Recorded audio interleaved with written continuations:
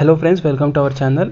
నాకైతే చాలామంది మెసేజ్ చేస్తున్నారు గత 2 రోజుల నుంచి, అన్న నాది అప్లికేషన్ సబ్మిట్ అయిపోయింది కానీ ఇంకా నాది వెరిఫైడ్ అవ్వలేదు, ఇంకా నాది అప్రూవల్ అవ్వలేదు అని చెప్పి చాలామంది అయితే టెన్షన్ పడుతున్నారు. అంటే మా ఫ్రెండ్స్ అందరూ అయిపోయినాయి, కొందరికి అయినాయినా మరి మాకెందుకు కాలేదని చెప్పి చాలామంది టెన్షన్ అయితే పడుతున్నారు.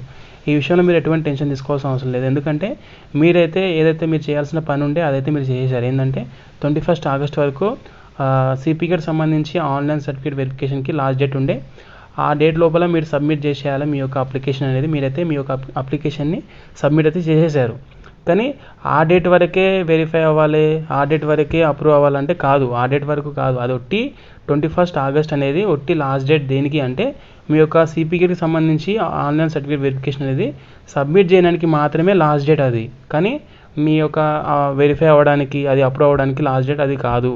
26 వరకు మనకు టైం అయితే ఉంది. 26 వరకు మీకైతే వెరిఫై అవ్వడము, అప్రూవ్ అవ్వడం అవుతుంది. కాబట్టి మీరు ఎటువంటి టెన్షన్ తీసుకోకండి.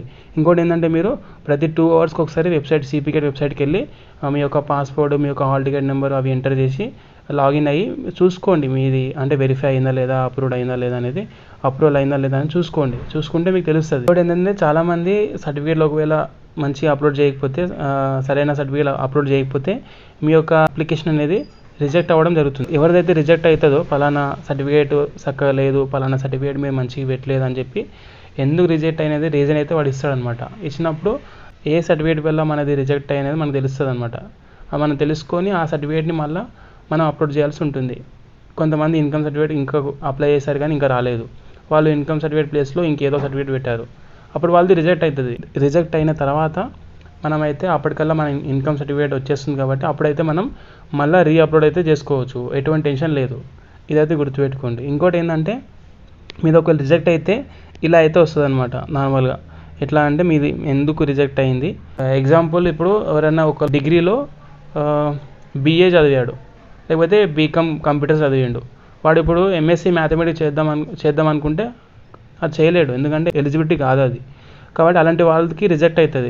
మంచి ర్యాంక్ వచ్చిన వాళ్ళు ఉన్నారు. సపోజ్ మా ఫ్రెండ్ ఒకడు నార్మల్గా జియోగ్రఫీలో మనకి 67 ర్యాంక్ అయితే వచ్చింది, చాలా మంచి ర్యాంక్ అనమాట అది. అయితే వాడు చేసిన తప్పు ఏంటంటే వాడిని రిజెక్ట్ అయింది. ఎందుకు రిజెక్ట్ అయిందంటే వాడు తీసుకున్న సబ్జెక్టు సిపికేట్లో అప్లై చేసిన సబ్జెక్ట్ ఏంటంటే జియోగ్రఫీ.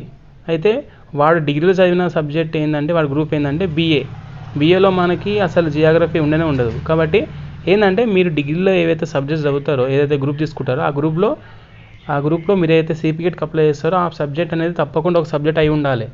అప్పుడే మీకు నార్మల్గా ఉంటుంది అనమాట ఎలిజిబిలిటీ. కాబట్టి చాలామంది ఇట్లా పొరపాటు చేశారు, మంచి ర్యాంక్ వచ్చినా సరే వారు రిజెక్ట్ అయిపోయారు. ఇక వాళ్ళు వెబ్ ఆప్షన్కి అర్హులు కాదనమాట. ఆ మిస్టేక్ ఒకవేళ చేస్తే మాత్రం మనం ఏం చేయలేము అనమాట. ఇంకోటి ఏంటంటే మీరు ఒకవేళ వెరిఫై అయితే, అప్రూవ్ అయితే ఇలా అయితే వస్తుందన్నమాట, 3 టిక్కులు పడతాయి. ఇంకోటి ఏంటంటే చాలామంది వాళ్ళ యొక్క అప్లికేషన్ చేసేటప్పుడు, చాలామంది పేమెంట్ చేసేటప్పుడు పేమెంట్ అయితే ఫెయిల్ అయితే అయింది. పేమెంట్ ఫెయిల్ అయిన తర్వాత చాలామంది మళ్ళీ వాళ్ళు రీపేమెంట్ చేశారు. కాబట్టి మీరు ఇంకోటి ఏంటంటే ఎవరైతే రీపేమెంట్ చేశారో వాళ్ళు మీ పేమెంట్ ఆల్రెడీ ముందు కట్ అయిపోయినాయి, మళ్ళీ 2 సార్లు కట్టారు కదా. ఎవరైతే 2 సార్లు పేమెంట్ చేశారో వాళ్ళు మీ యొక్క స్క్రీన్ షాట్ని తీసి సిపికేట్కి సంబంధించి మనకి మెయిల్ సపోర్ట్ ఉంటుంది, ఆడికి వెళ్ళి మీ యొక్క స్క్రీన్ షాట్ని ఇంకా మీ ఏదో ప్రాబ్లం ఉందో దాన్ని మెన్షన్ చేసి వాళ్ళకైతే మెయిల్ చేస్తే, సిపికేట్ వాళ్ళకి మెయిల్ చేస్తే మీ అమౌంట్ అనేది 7 వర్కింగ్ డేస్లో మనకైతే రీఫండ్ అయితే వస్తాయన్నమాట. అదొకటి గుర్తుపెట్టుకోండి.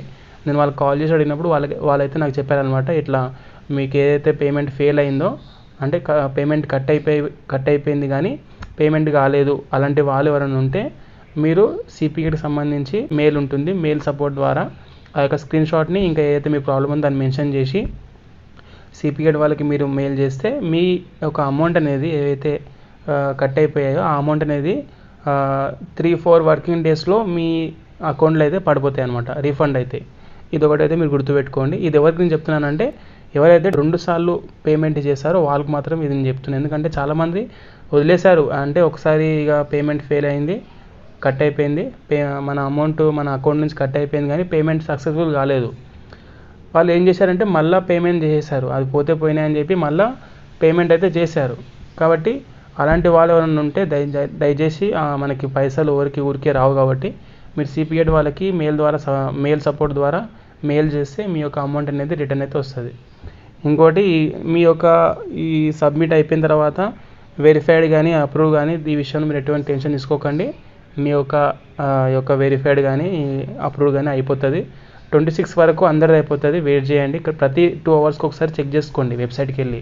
ఆ విషయంలో ఎటువంటి టెన్షన్ తీసుకోకండి. చాలామంది ఏంటంటే వాళ్ళ పక్కన ఫ్రెండ్స్కో ఇంకెవరో ఫ్రెండ్స్కో వెరిఫైడ్ అప్రూవ్ అయిపోయినాయి ఏమంటే వాళ్ళు టెన్షన్ తీసుకుంటున్నారు. అంటే వాళ్ళది అయిపోయింది, అది ఇంకా కాలేదు, వాడు నాకని వెనకకెళ్ళి అప్లై చేసింది కానీ వాడిది అయిపోయింది, అది ఇంకా వానికన్నా ముందు చేసినా నాది ఇంకా కాలేదు అని చెప్పి ఇటువంటి టెన్షన్స్ ఏం తీసుకోకండి. ఇంకేమైనా డౌట్స్ ఉంటే కామెంట్ చేయండి. మన ఛానల్ని ఎంతగా సబ్స్క్రైబ్ చేసుకోకపోతే సబ్స్క్రైబ్ అయితే చేసుకోండి.